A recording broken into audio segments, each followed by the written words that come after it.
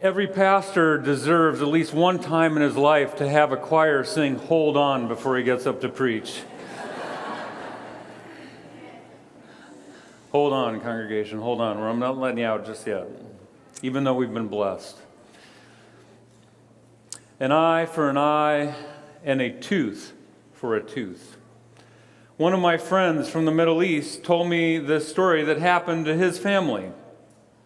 His family had lived next door to their neighbors for multiple decades in a certain Middle East country that will go unnamed.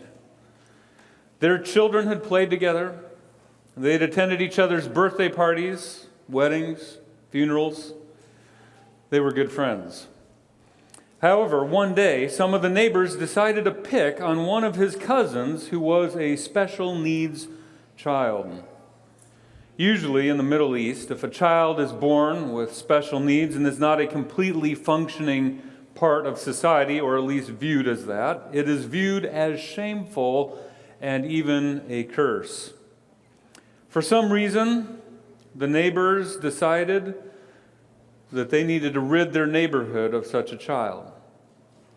So they shot and killed him. This was now a tremendous shame to my friend's family. So he called his family together, all of their cousins, and they planned a reprise attack to get revenge for this callous, cold-blooded murder of their helpless, weak family member. A gun battle ensued where they were able to kill 3 members of that extended family that had brought them so much shame. The police arrived and arrested all of the members of both families that were involved in the gun battle and threw them all in jail. While they were languishing in prison, the family that was now down 3-1 in murders alerted my friend's family that as soon as they would be released from prison, they would settle the score and come and get 2 of their family members. The only way they would agree to forego this revenge was if my friend's family could come up with $750,000 as compensation. When I last spoke with my friend, his family was trying to sell most of their possessions so that they could pay off this amount and then move to another part of the country where they would never have to see their neighbors again. Oh, the misery of those involved in blood feuds. This brings us now in our sermon series to Jesus' words in Matthew chapter 5, verse 38. For those of you who are visiting or have not been with us in the past, we are going through Jesus' Sermon on the Mount, his thesis on how to live a prosperous, abundant life. And it was with this context, I believe, of blood feuds in the Middle East that Jesus is addressing this issue. And he says, "You have heard that it was said, eye for eye and tooth for tooth. But I say to you, do not show opposition against an evil person. Whoever slaps you on your right cheek, turn the other towards him as well. And if anyone wants to sue you and take your tunic, let him have your cloak as well. Whoever forces you to go 1 mile, go with him 2. Give to him who asks of you, and do not turn away from him who wants to borrow from you." Jesus said in this text that the Jews had heard of eye for eye and tooth for tooth. So where had they heard that? Well, this is known as the Lex Talionis, and as far back as Hammurabi, over 2,000 years before Christ, this was a known law. Hammurabi included it in his code of laws, and it was specifically for wealthy people. But it is not only in Hammurabi, it is also in the Bible 3 times. Exodus 21, verse 23 through 25. Leviticus 24, 19 and 20. Deuteronomy 19:21 all give this law. Why, yes, Jesus, the Jews have heard of this law. Where did they hear it? you gave it to them. So before we start bashing this tit-for-tat law, let's figure out why Hammurabi and why God himself would include it in the Old Testament. First of all, it is not a savage and bloodthirsty law. It is, in fact, the beginning of mercy. Its aim was the limitation of vengeance. I told this first story to illustrate the nature of blood feuds to this day in the Middle East that lead to cycles of bloodshed and shaming. God wanted to put an end to that. Someone should be punished only in accordance with the extent of the crime they committed. People should not take revenge. The second reason is that God gave this law for the legal community to use in meting out punishments. Not for you and me to go grab our cousins and go out and get justice vigilante style. In fact, this is one of the bases of our Western legal system. This is why no one is sent to the electric chair for a parking violation. We assume that the government will send us a fine in the mail, and that our punishment will be appropriately dealt with at a government level without us having to go and exact justice. The court system in most countries is there to help justice prevail in any society. This is a good thing. The third reason is that this law was never really going to be carried out literally. The Jews, in fact, detailed in their tractate, Baba Kama, kind of a funny name for a tractate, but this is what they called it. They actually were figuring out how to assess a money value when somebody was injured by another person. There were 5 areas they would take into account. All of you lawyers will be interested in this. The first one is injury. How bad was the injury? What is the severity of it? The second area is pain. How much pain was caused? The third is, how is the healing going? How long does it take to get healed? The fourth was the loss of time that somebody with such an injury would miss work. And the fifth was a more subjective one, the indignity suffered, trying to measure how much shame they had occurred through this injury. That is to say that the Jews were not out breaking arms of those who broke arms, and they weren't gouging out eyes of those who had gouged out eyes. They were actually laying a foundation for what has become in our Western world a legal system of compensation for damages. This is in the spirit also of the Old Testament of not taking vengeance. Leviticus 19:18 is very clear. You shall not take vengeance or bear any grudge against the sons of your own people. Proverbs 25, verse 21 says, if your enemy is hungry, give him bread to eat, and if he is thirsty, give him water to drink. So the Old Testament cannot be said to encourage this blood feud or quest for vigilante justice. So what is Jesus talking about here? Evidently, there were Jews who were misusing this law to go out and hunt down those who had offended them and to show them their rights.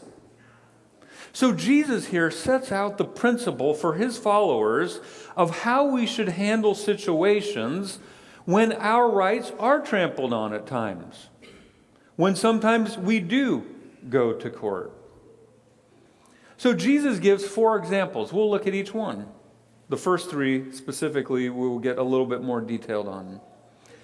The first one is getting slapped on the right cheek. I don't know if you've ever thought about this, but suppose a right-handed man, which most of us are right-handed, wants to slap you on the right cheek. How would he do so? Unless he contorts his body in such a way that he slaps you with his right hand across the right cheek, chances are he will slap you on the right cheek with the back of his hand. This is significant. The Jewish rabbinic law at the time of Jesus taught that it was twice as much an insult to be slapped by the back of the hand as with the flat of the hand. This means that Jesus probably is not really talking about getting slapped in the face. This means that Jesus is talking about somebody insulting us. So what Jesus is saying is that because most of us won't have to worry about getting into slapping fights at work or in our families, but that we don't have to worry about when people insult us. This is significant because most of the Bible heroes that we read about had to put up with withering criticism from those who opposed them, including Jesus. Jesus says, don't worry. Let them keep criticizing. It's okay.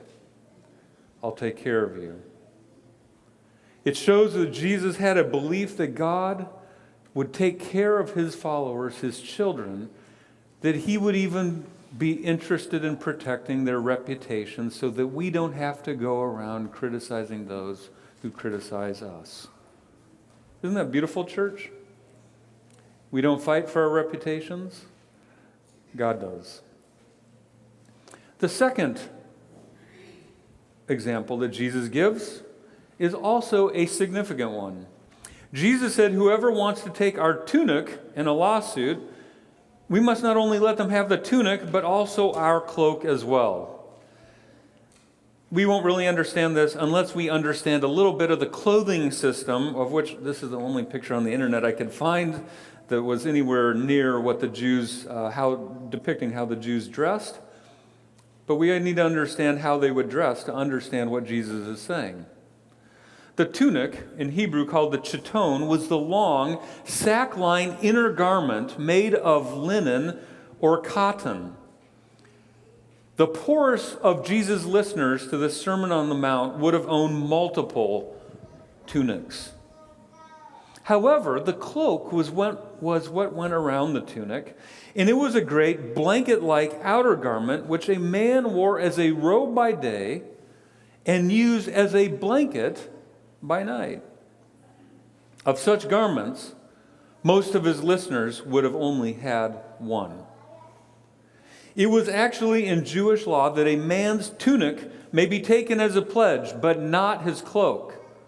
In fact, Exodus 22, 26, and 27 said this, if ever you take your neighbor's garment in pledge, that is his cloak, you shall restore it to him before the sun goes down, for that is his only covering.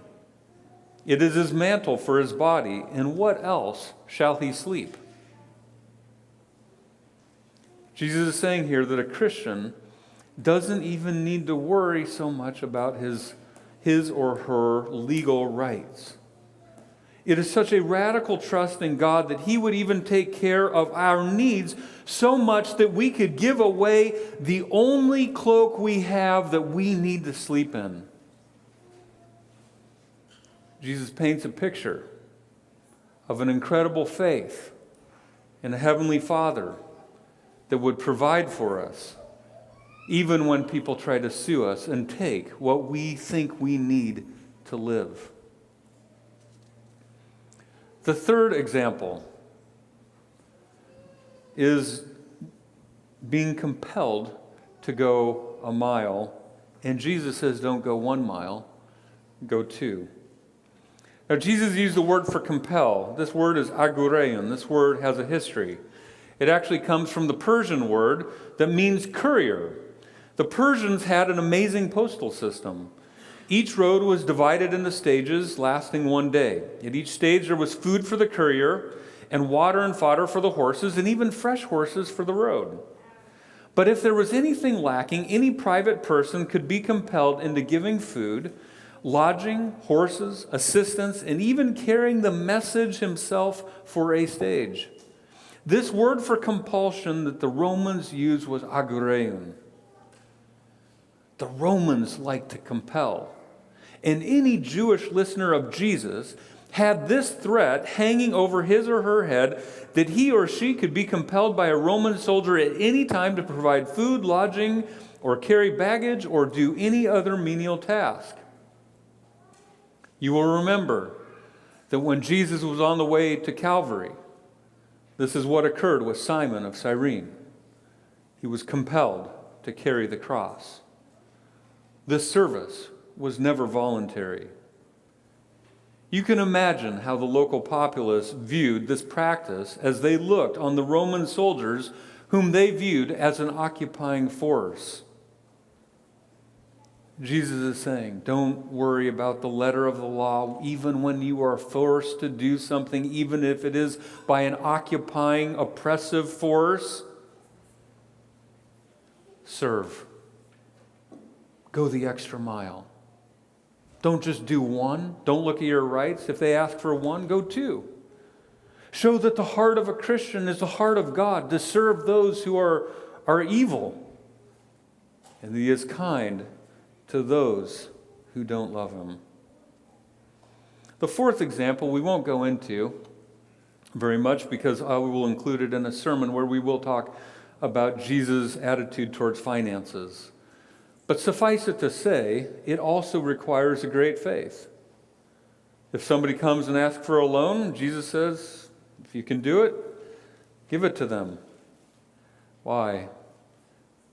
Again, Jesus paints a picture that God will even take care of our finances. Don't worry about it.